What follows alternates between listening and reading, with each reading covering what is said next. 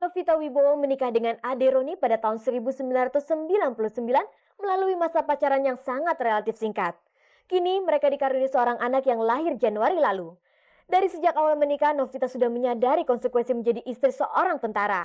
Kebetulan kehidupan tentara sudah diketahui oleh Novita karena kakeknya Sarwo Edi Wibowo adalah seorang tentara yang cukup terkenal dalam sejarah pergolakan di Indonesia tahun 1966.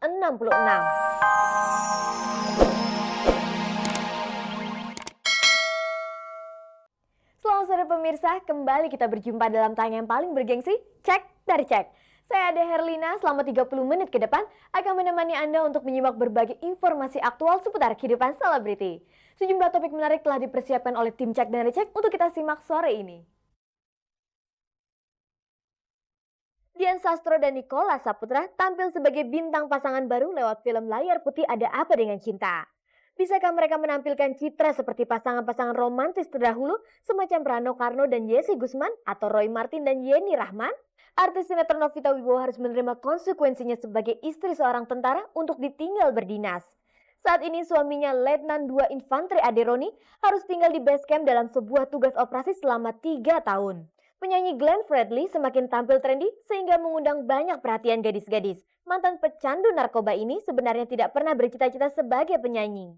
Pasangan Cornelia Agatha dan Sony Lalwani merasa lebih asik pacaran ketimbang buru-buru menikah. Rencana pernikahan pun selalu ditunda padahal kendala perbedaan agama katanya sudah bisa diatasi. Sekali tampil langsung menyedot perhatian. Itulah pasangan artis remaja Dian Sastrowardoyo dan Nicholas Saputra, pemeran utama dalam film Ada Apa Dengan Cinta. Kehadiran mereka mengingatkan munculnya pasangan-pasangan romantis lewat film seperti pasangan Rano Karno dan Yesi Gusman atau Roy Martin dengan Yeni Rahman.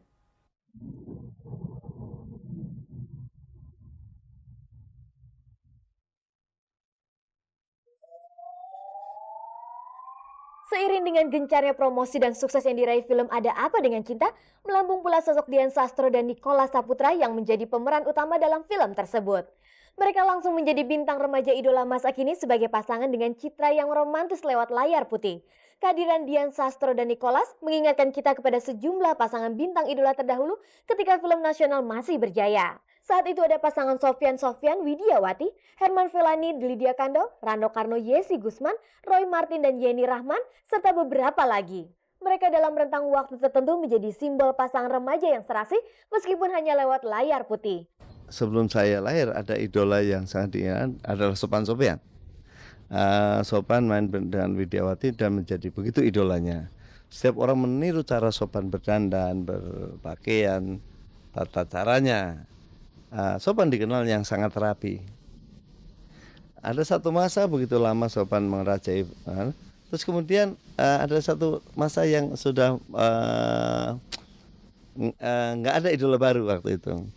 Tiba-tiba saya muncul dengan jeans, dengan gaya saya yang agak berbeda mungkin, uraan gitu, dan rambut gondrong, dengan sepatu cat, dengan bicara seenak. Tiba-tiba saya menjadi idola baru untuk anak-anak muda. Kalau akan menjadi generasi saya atau seperti Roy atau misalnya ya ceweknya Yesi Gusman atau Lydia Kandou, itu masih memerlukan waktu yang lama. Kita ini jam terbangnya ya mungkin saya sudah 32 tahun. Mungkin tidak akan pernah ada orang yang bisa melewati masa saya atau masanya Mas Roy.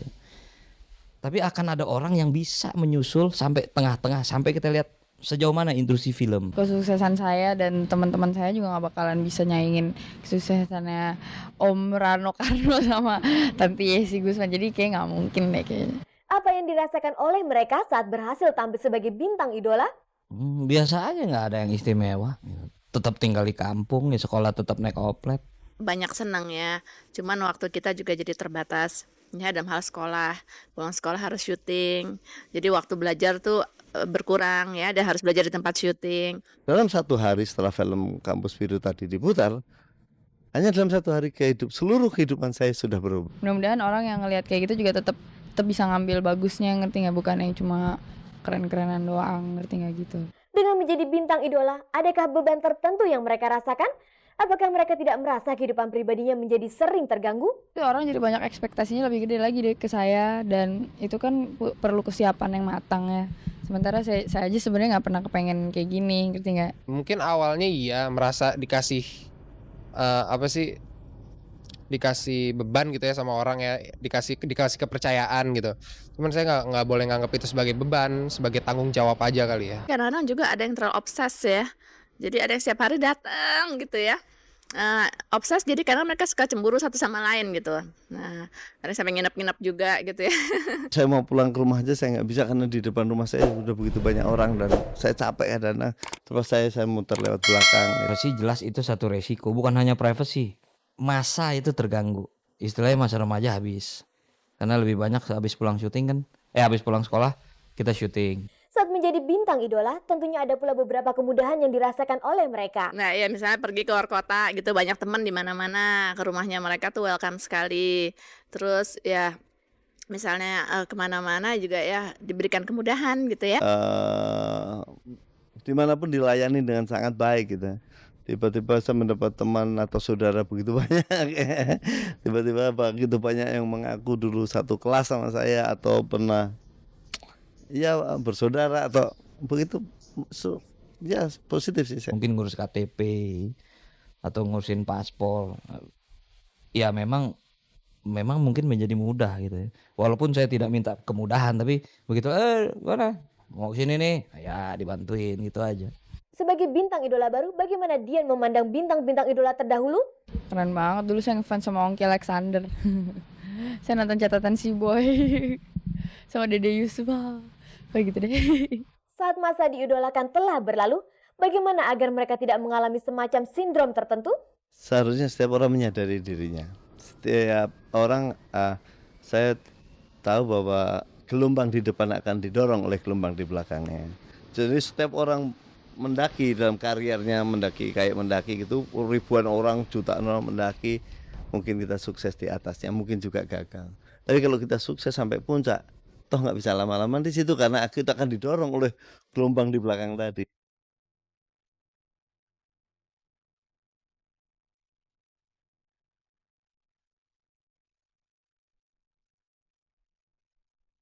Menjadi istri tentara memang harus siap mengatasi segala perasaan was-was saat suami tugas di medan operasi. Perasaan itulah yang sekarang dirasakan oleh bintang sinetron Novita Wibowo.